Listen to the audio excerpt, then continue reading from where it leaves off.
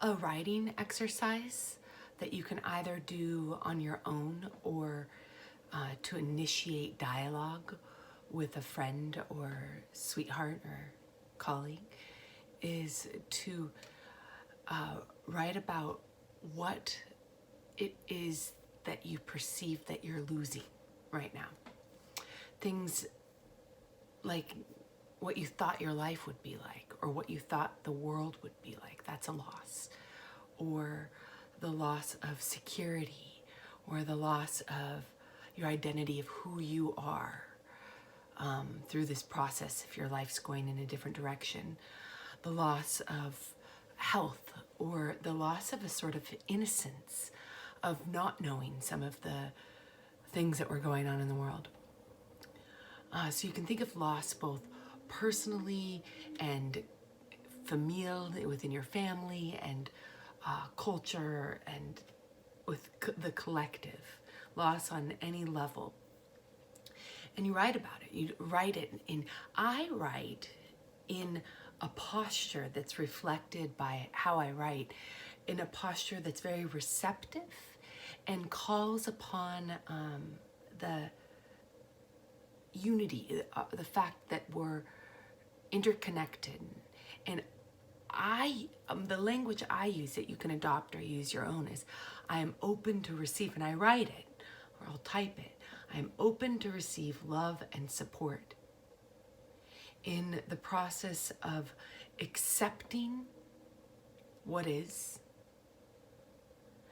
and feeling how I need to feel, feeling the feelings in order to align with the knowledge that this is exactly what's meant to be happening. And I don't know why.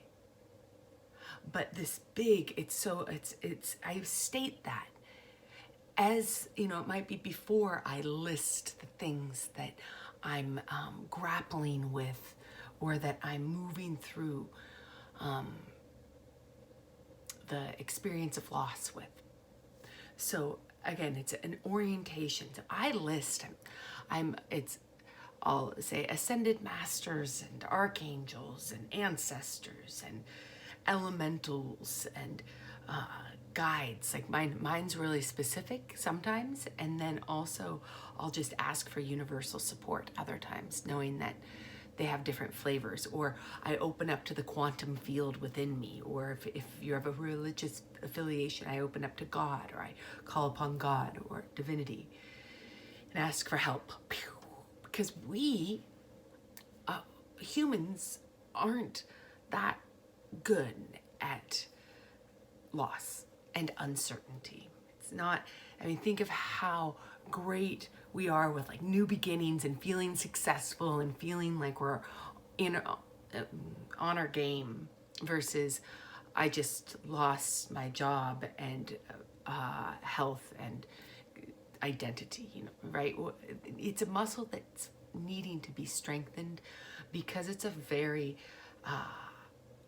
instability and loss and endings are just as critical to the cycle of birth and death as birth and being is, and thriving and stability is. They're equally as important. And the more that we're able to embrace them as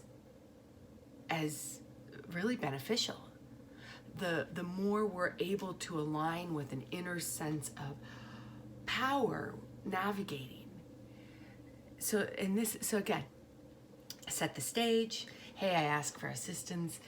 I'm needing help learning how to lose. I'm needing help learning how to move in instability, or not move, just to be. And then here's the list of things that today I'm looking at.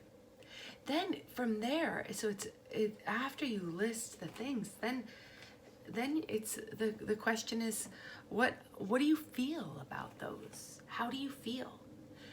And if you need, what do those emotions need to be expressed? So you list what in that specific moment is really hard for you, no judgment, just list it.